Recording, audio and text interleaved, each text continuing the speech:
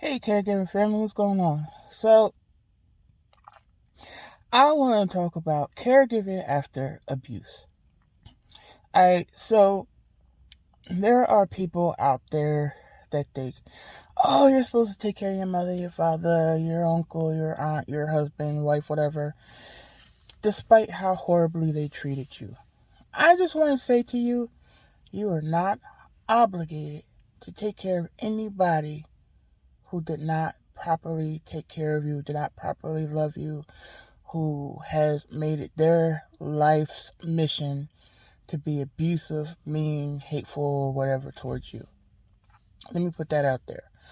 Just because somebody is your parent doesn't mean you owe them anything. Just because they're your spouse for 50 years and yet they've been beating on you for 50 years doesn't mean you owe them anything. Just because it's a child who's been abusive towards you doesn't mean you owe them anything. Look, caregiving should be about not obligation, but doing it because you love this person and this is what you want to do.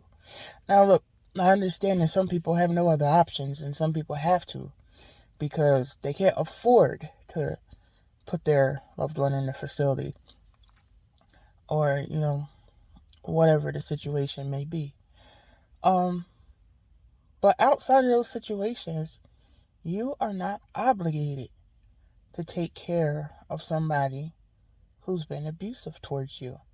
And I feel like I need to put that out there because so many people catch so much guilt when they make comments like, I hate my so-and-so. I can't believe I have to do this. Why do I have to do this? I don't want to do this. I don't want to be here. It's okay. It's really okay. Nothing bad is going to happen to you because that's how you feel.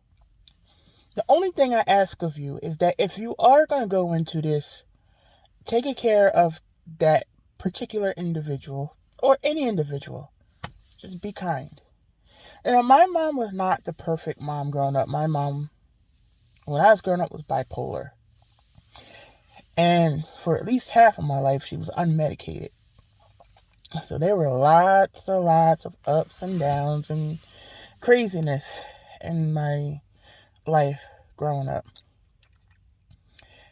And you know what? When I realized that my mom was sick and that now she needed me to take care of her, then my thoughts became, well, I could be to her or for her, or she was not for me. Now look, there are days I get tired. I have been my mom's protector all of my life. And now here I am having to protect her again from the bad decisions that she's made and the person that she's chosen to spend the rest of her life with. And there's something in me that says, man, I'm so tired. I've been doing this. I've been taking care of you and protecting you all my life. Why do I have to continuously protect you from yourself? Why does everything have to fall on me? But you know what? I made that decision. And despite everything that goes on, I love being there for my mom. I love taking care of her. And there are times that, when we're alone, I will say to her, Mom, why? Why did you make this choice?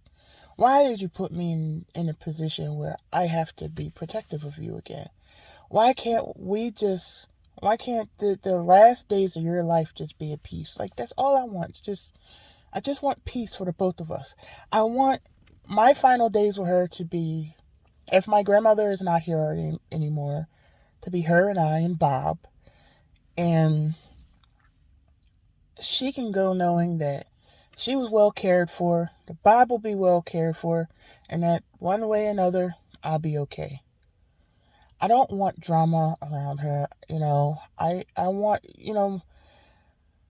despite how my mom was towards me when I was growing up, there was little to no peace in her life.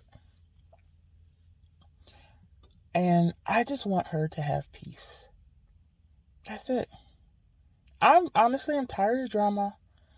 And this guardianship that I will eventually go through will be my last ditch effort. And I don't plan on going into it losing. I plan on going into it winning. What it's like, this is the final straw.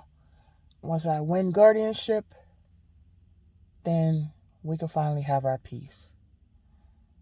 And that's what we should all aim for, is peace, love, understanding. Because there's going to be a point in their own journey where they're going to have to look at themselves and what they've done and how they treated you. And they're going to need to be thankful for what you did for them or do for them. So I would just say, don't go into this caregiver journey being bitter. And if you are, try to work it out one way or another.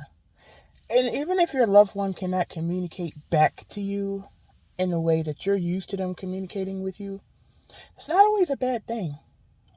Sometimes you can sit down and say, you know what, I'm angry because I'm hurt because this bothers me, and this is why. Technically, in a sense, you kind of have them where you want them. You can talk to them, and they have to listen to you. They won't be able to respond, but they have to listen to you. There's nothing wrong with sitting down and telling them how you feel. You don't have to yell at them and cuss at them and all that kind of stuff and make them afraid. And no, just say, how you've treated me has really been hurtful towards me. And if you forgive them, tell them you forgive them. And if you don't, tell them you don't. But just go into this being the better person than they were. And I know a lot of people have different circumstances. You may have been physically abused by your father, or, sexually or emotionally, or by your mother, or whatever the situation is. Look, I'm not saying it's easy. There's nothing easy about having to be kinder to somebody who was unkind to you. Like I said, my mother and I had a very tumultuous relationship. But somewhere along the journey, I started to see her humanity. And I started to see her weaknesses. And then I realized, you know what? Oh my God, my mom's human. And when she was taking her medication, once she started medication, and when she was there are times that she did the best she could and all, and I had to accept that. And there were times when she was there when she didn't do the best she could. And to be honest, there was a huge chunk of my life I had absolutely no parents. My father's been gone since I was 6 months old, and my mom's been in and out of my life. So nothing's been perfect. So yeah, I have a positive perspective on caregiving, but that's because I have chosen to. Because I don't want to be that angry caregiver, and I don't want to hold everything, over her. So I guess what I'm saying is the time to make peace is now, because when they're gone, it's too late. Yeah, you can go to therapy and you can do the empty chair and talk to the person, but talk to them while they're still here. It's okay. They're not going to break. You're not going to break. Everybody will survive. It will be okay. So, but if you feel like you can't do this and you have the resources to make another choice for them, do it. But if you want to be there, then do it with kindness, love, grace, mercy. Everything that you would want, if for the moments in your life when you maybe haven't been kind to others yourself. So that's all I have to say for now. Have a good one. All our info will be on the screen. Guardianship fund will be in the screen and in the comments. And that's it. Like, share, subscribe. And I will catch up to you all again later.